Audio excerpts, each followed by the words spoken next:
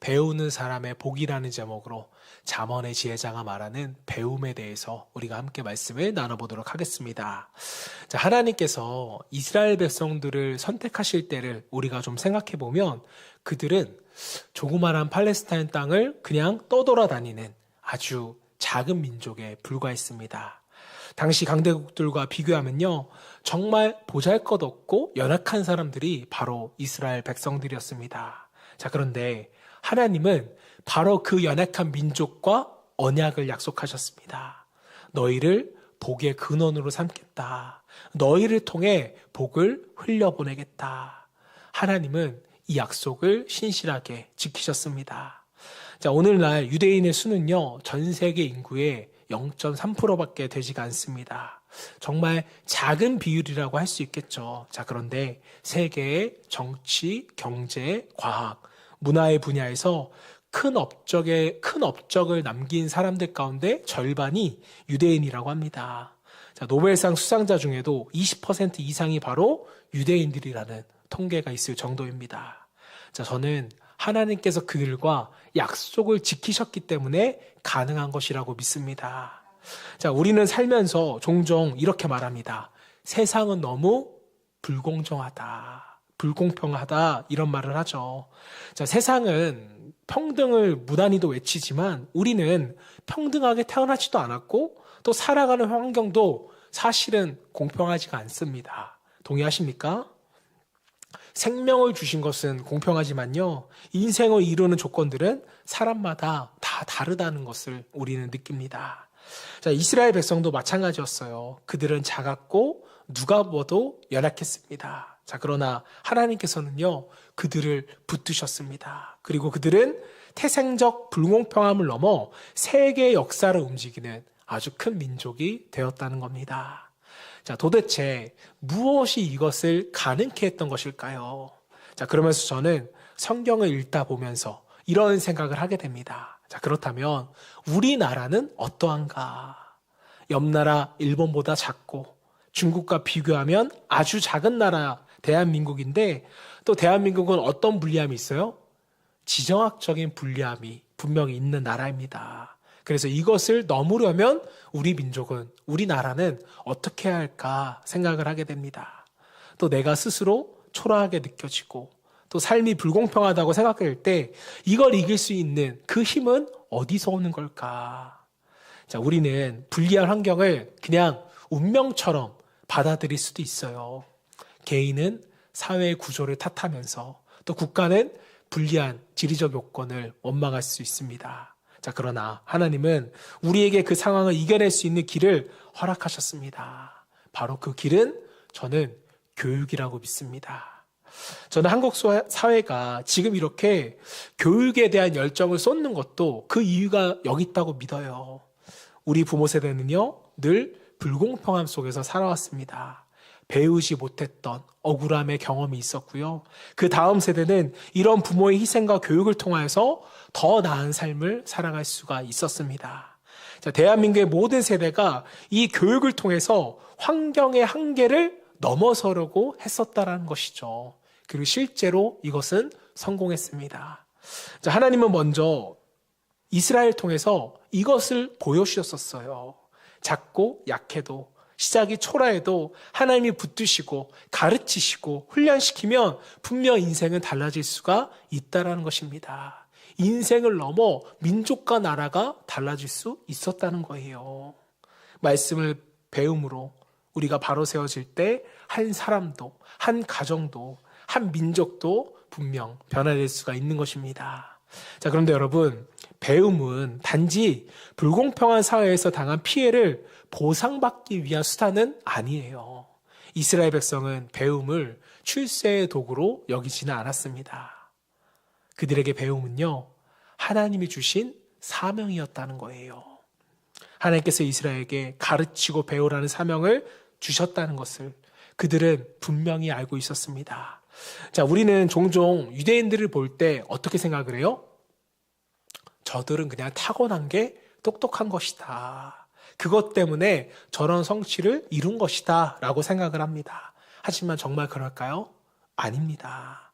그들이 사회 곳곳에서 탁월함을 보일 수 있었던 이유는요, 하나님이 주신 명령을 배우고 공부하는 백성이 되라는 그 말씀에 그들이 순종했기 때문이었습니다. 자, 성경을 보시면 아시겠지만 이스라엘 백성은요, 모세를 통해 주어진 하나님의 말씀을 마음 깊이 새겼습니다.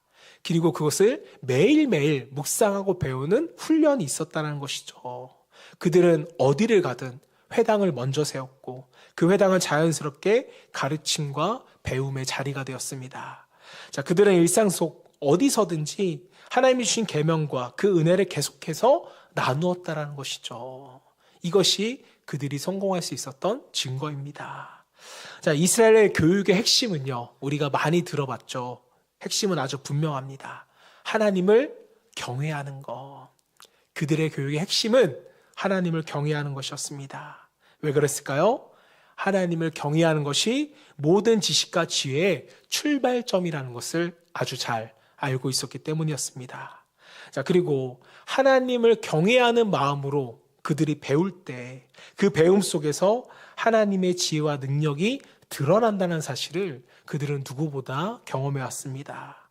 자, 이 점은요, 우리 기독교에도 또 공동체에도 저는 정말 중요한 교훈이라고 생각을 합니다.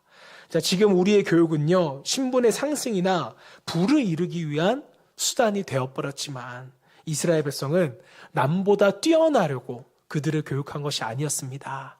남들과 다르게 살기 위하여서 교육했다라는 것을 우리는 기억해야 합니다. 자, 그들은 남들만큼 갖지 못하면 뒤처진다라고 생각하지를 않았어요. 남들과 다른 길을 간다고 해서 결코 실패라고 여기지 않았습니다. 자, 여러분, 대부분의 사람들은요, 익숙한 패턴대로 살아가요. 왜 그랬을까요? 패턴이라는 것은 오랜 시간을 거쳐서 굳어진 것이기 때문에 그 패턴대로 살면 안정감을 느끼게 되어 있습니다. 교육도 마찬가지예요. 다른 사람들이 어떻게 공부하는지를 보고 그대로 따라하면 편해요. 그래서 어떤 책이 제일 잘 팔려요? 서울대를 보낸 교육 방법. 이 책이 가장 잘 팔리잖아요. 그러나 이스라엘은 달랐다는 거예요. 그들은 자녀를 가르칠 때 남들이 생각하지 않는 방식으로 각자가 생각하게끔 가르쳤다는 겁니다. 남들과 다른 창의적인 관점을 갖게 만들었고요. 하나님이 주신 고유한 길을 따라가도록 이끌었다는 거예요. 왜 이것이 가능했을까요? 그들은 하나님께서 사람을 각자 다 다르게 지었다는 것을 인정했습니다. 그것을 믿었어요. 각자가 다 비전이 다르고 각자 주신 달란트가 다 다르다는 것을 알았기 때문이었습니다. 여러분, 또 하나 중요한 것은요, 이스라엘의 교육이 뭘 강조했냐면요, 생각하는 것을 매우 강조했다는 것을 우리 볼 수가 있습니다. 자, 여기서 생각은요, 사념이 아니라 말씀에 대한 묵상이었습니다. 정확하게 말씀에 대한 묵상이었어요. 그들은 말씀을 기초로 나는 어떤 사람이 되어야 할까? 나는 무엇을 해야 될까? 이것을 생각하고 또 생각하더라는 거예요. 자, 유대인의 창의적인 사고는요, 바로 여기에서 시작이 됩니다.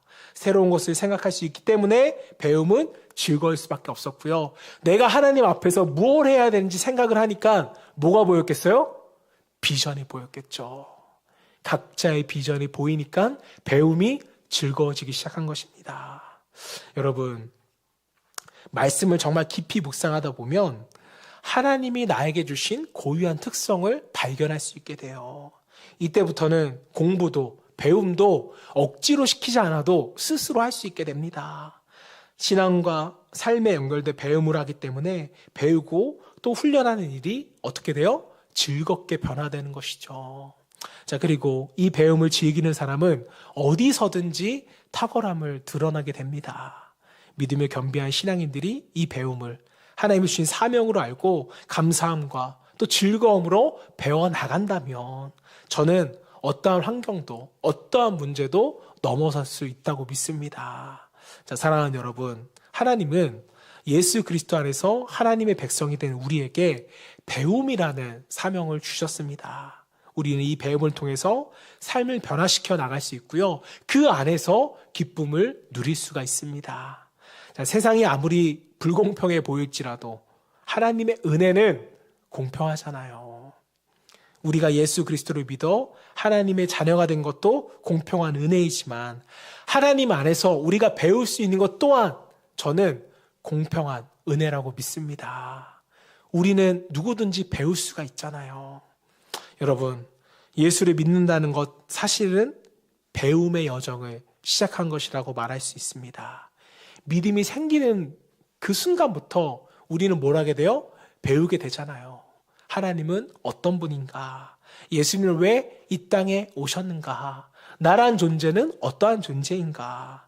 하나님의 역사는 어떠한 의미를 갖게 되는가?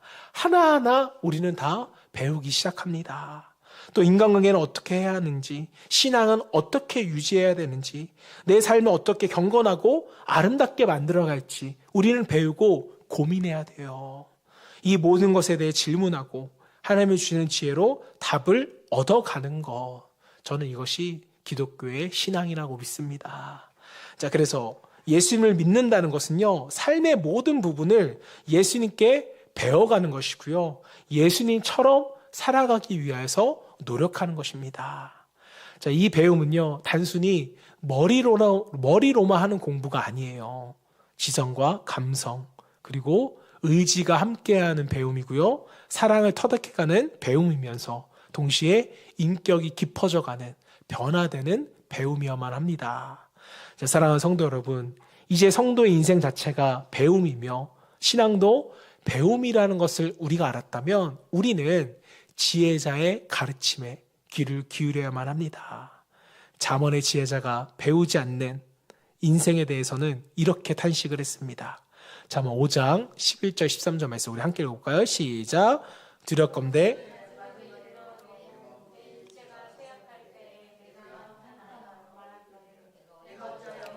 싫어하며 내 마음이 꾸지람을 가벼이 여기고 내 선생의 목소리를 천종하지 아니하며 나를 가르치는 이에게 귀를 기울이지 아니하였고. 여러분, 혹시 배움에 대해서 싫어하고 계십니까? 지식을 쌓아야 할 때 공부하기를 혹시 게을리하지는 않으셨습니까? 자, 그런 사람은 결국 그때 조금만 배웠더라면 이러면서 한탄을 한다라는 거예요. 지혜자는 말합니다. 후회할 때까지 기다리지 말고 지금 바로 배우라고. 가르침을 주는 이 말을 우리는 기울여 듣고 지금 이 순간부터 배움의 길을 걸어야만 한다고 지혜자는 우리에게 권면하였습니다. 자, 이어서 잠언 22장 6절 말씀 시작. 마땅히 행할 길을 아이에게 가르치라. 그리하면 늙어도 그것을 떠나지 아니하리라. 삶의 원칙과 지혜는요, 우리가 다 커서 배우면 안 돼요. 언제부터요? 어렸을 때부터 배워야 한다는 것입니다. 그래야 뭐가 될 수 있으니까요? 습관이 되고 성품이 될 수 있기 때문에 지혜자는 어려서부터 배워야 한다는 거예요. 성인이 되고 나서부터는 여러분의 생각, 습관, 이것을 바꾸기란 결코 쉽지가 않습니다. 거의 불가능하다고 생각을 하면 될 것 같아요. 경험이 쌓일수록 새로운 것을 배우기 위해 마음을 여는 것은요, 정말 어려운 일입니다. 아무리 지혜의 말씀이 감동을 주어도 그것이 습관이 되기까지는 상당한 시간이 걸려요. 자, 그래서 지혜는 어렸을 때부터 가르치고 배우라고 말합니다. 자, 하지만 어렸을 때 배워야 하는 이유가 또 하나가 있습니다. 그게 뭐냐면요, 오늘 우리가 뛰어나다고 말하는 사람들의 대부분요, 어렸을 때부터 한 분야에 대해서 인내하며 꾸준히 배워왔던 사람들이었습니다. 자, 그런데 때로 우리는 결과만 보고 뭐라고 말해요? 저 사람은 원래 재능이 있어서 그런 거야. 이렇게 말합니다. 그들의 성취, 그들의 훈련, 그들의 노력은요, 우리가 보지를 않았다는 것이죠. 자, 하나님은 분명 우리 모두에게 달란트라는 것을 주셨습니다. 어떤 사람에게는 5달란트를 줄 수도 있고, 어떤 사람은 3달란트를 줄 수도 있고요. 어떤 사람은 1달란트를 주셨을 수도 있어요. 하지만 중요한 것은 무엇입니까? 노력은 해야 된다는 거예요. 뭐에 있어서요? 배움에 있어서. 그것을 개발하고 사용하고 노력하라는 것은 우리의 몫입니다. 자, 그런 의미에서 신앙은 곧 배움입니다. 말씀을 배우고 예수님을 배우며, 하나님이 내게 주신 재능을 어디에 어떻게 써야 하는지 고민하는 과정이 이 배움 가운데 다 담겨져 있잖아요.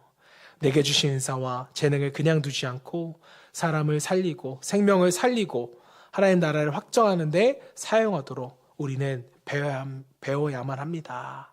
우리는 이런 배움의 복을 충분히 누릴 수 있어야 돼요. 어릴 때부터 배움의 복을 누린 사람은요, 나이가 들어서도 배움을 멈추지가 않습니다. 자, 왜냐하면 배움을 멈추는 순간 생각도 멈춘다라는 것을 그들은 알고 있어요. 때문에 어려서부터 늙을 때까지 배움을 추구하는 것입니다. 자, 배움을 멈추면 마음은 완고해집니다. 고정관념에 갇힐 수밖에 없어요. 자, 반대로 나이가 들어서도 배우는 사람은요, 항상 마음이 열려있다는 것을 우리가 알 수 있습니다. 새로운 것을 잘 받아들이고요, 시간이 지나면 더욱더 사력있고 성숙한 사람으로 변해갑니다. 자, 사랑하는 여러분, 지금도 늦지 않았습니다. 누구라도 오늘부터 뭐 할 수 있어요? 배울 수 있어요. 시작할 수 있습니다. 성경을 펴고 그리고 살아계신 예수님, 우리의 스승을 만나시기를 바랍니다. 그리고 그분께 배우십시오. 하나님이 내 인생에 어떤 계획을 가지셨는지, 어떤 역사를 펼쳐가실지 다시 한 번 더 확인해 볼 수 있기를 바랍니다. 그 시간이 바로 배움의 사명을 다시금 우리 마음판 가운데 새기는 시간입니다. 그리고 그 배움은요, 배움의 복이 되어서 우리의 인생을 누리게끔 만듭니다. 자, 그렇다면 배움에 따른 구체적인 유익은 무엇일까요? 지혜자는 배움 자체가 왜 하나님의 복인지, 또 하나님의 복이 왜 배움을 통해서 오는지 우리에게 친절하게 가르쳐 줍니다. 오늘 저와 여러분 모두가 배움의 유익에 대해서 나눌 때 하나님께서 우리에게 주시는 배움의 사명과 그 복을 누릴 수 있기를 먼저 주님의 이름으로 축원합니다. 자, 그렇다면 첫 번째로 배움의 유익은 무엇일까요? 자, 우리는 배움으로써 많은 일들을 감당할 수 있게 됩니다. 잠언서 3장 21절 24절 말씀 우리 같이 읽어볼까요? 시작. 내 아들아, 완전한 지혜와 근신을 지키고 이것들이 내 눈앞에서 떠나지 말게 하라. 그리하면 그것이 내 영혼의 생명이 되며 내 목의 장식이 되리니 내가 내 길을 평안히 하겠고 내 발이 거치지 아니하겠으며 내가 누울 때에 두려워하지 아니하겠고 내가 누운즉 내 잠이 달아나니로다. 성경은 이렇게 말씀합니다. 완전한 지혜와 근신을 가슴에 새겨라.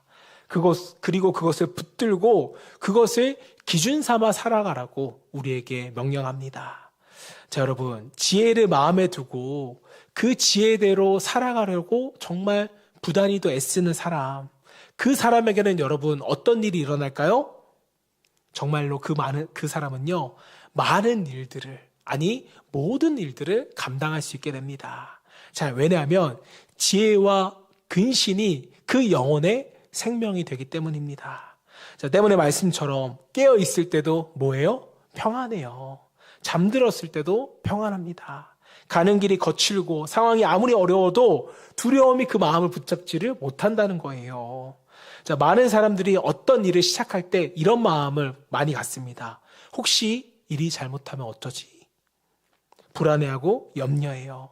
하지만 완전한 지혜가 있다면 우리는 이러한 염려에 우리의 마음과 시간을 뺏기지 않습니다. 왜 그럴까요? 지혜를 떠나지 않는 이상 하나님이 주시는 힘으로써 그 모든 일들을 감당할 수 있기 때문입니다. 자, 여러분, 교회 안을 한번 살펴보시면 굉장히 여러 일들을 건강하게 잘 감당하시는 분들이 있어요. 이것저것 봉사도 많이 하는데 정말로 자기 그 모든 것을 다 감당하는 것을 볼 수가 있습니다. 자, 그런데 이분들의 특징을 보면요, 뭔지 아세요? 그 모든 일들을요, 자기 힘만으로만 감당하지 않는다는 거예요. 자기 힘만으로 일하면 금세 지치고 번아웃이 옵니다. 지혜자도 이것에 대해서 말해요. 잠언서 4장 8절 말씀 시작. 지혜를 높이라. 그리하면 그가 너를 높이 들리라. 만일 그를 품으면 그가 너를 영화롭게 하리라. 자, 지혜자는 말합니다. 지혜를 품고 지혜를 높여라. 그러면 지혜가 너를 높여주고 너를 영화롭게 할 것이다. 자, 여러분, 지혜를 품는다는 것이 무엇이에요? 지혜를 품는다는 것은 어려운 게 아닙니다. 배움을 사랑하는 거예요. 배움을 추구하는 것입니다. 그리고 그 배움의 마음을 잃어버리지 않는 거예요. 이제 나는 더 배울 것이 없어. 이렇게 말하는 순간 그 사람은 그 자리에서 멈춰설 수밖에 없습니다. 하지만 마음을 열어두면 하나님은 언제라도 우리에게 새로운 지혜를 부어주실 것입니다. 여러분, 형통한 삶은 어디서 온다고 여러분들은 생각하시나요? 모든 일을 담대하게 감당하는 힘은 또 어디서 오는 것일까요? 그 힘은 우리 안에 하나님의 지혜가 있을 때 가능합니다. 말씀을 배우고 말씀을 사모할 때 생기는 것이지 우리는 착각해서는 안 돼요. 나의 욕심이 나를 높여주지는 않습니다. 우리의 이기적인 욕망이 우리를 결코 영화롭게 할 수는 없어요.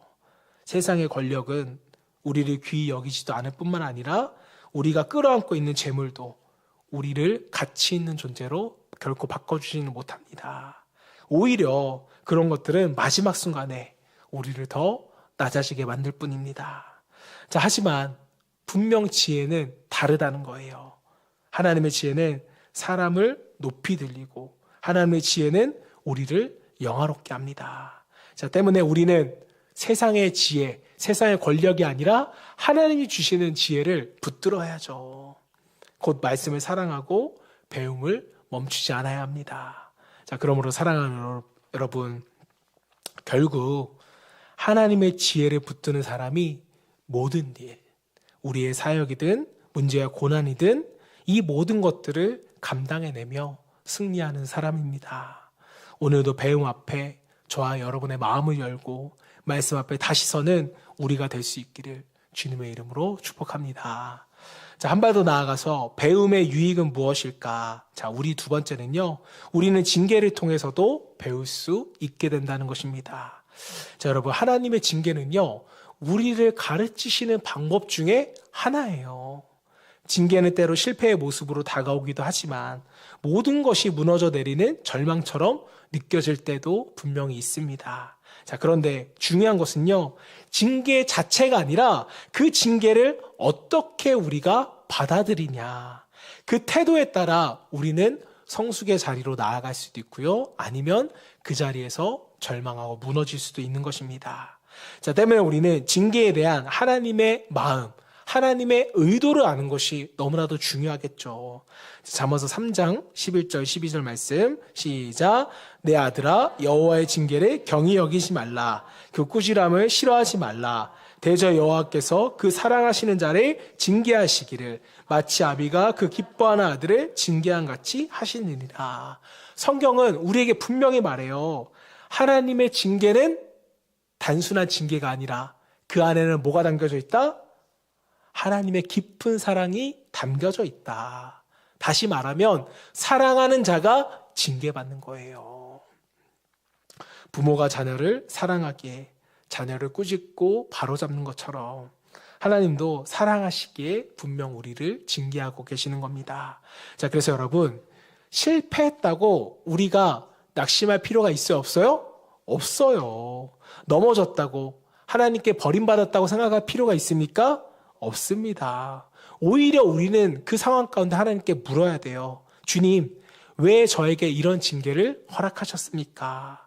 이 질문을 가지고 우리가 하나님 앞에 무릎 꿇을 때 징계는 사랑의 징계가 되고 이 징계를 통해서 우리는 배울 수 있게 되는 것입니다. 다시금 하나님께로 나아갈 수 있게 되더라는 거죠. 자, 징계는 우리 안에서 선악을 분별하게 하고 하나님 앞에서 어떤 삶을 살아가야 하는지 진지하게 고민하고 생각하게 만드는 이로움이 있습니다. 여러분 한번 생각해 보세요. 여러분 삶 가운데 징계가 없다면, 고난이 없다면 하나님 앞에서 진지하게 고민해 볼 시간이 있을까요? 저는 없다라고 생각을 합니다. 다시 말하면 징계 자체가 하나님의 가르침인 것입니다. 자, 그런데 지혜자는 징계가 모두 유익한 것만은 아니라고도 우리에게 말해요. 잠언서 9장 7절 8절 말씀 같이 읽어봅니다. 시작. 거만한 자를 징계하는 자는 도리어 능욕을 받고 악인을 책망하는 자는 도리어 흠이 잡히느니라. 거만한 자를 책망하지 말라. 그가 너를 미워할까 두려우니라.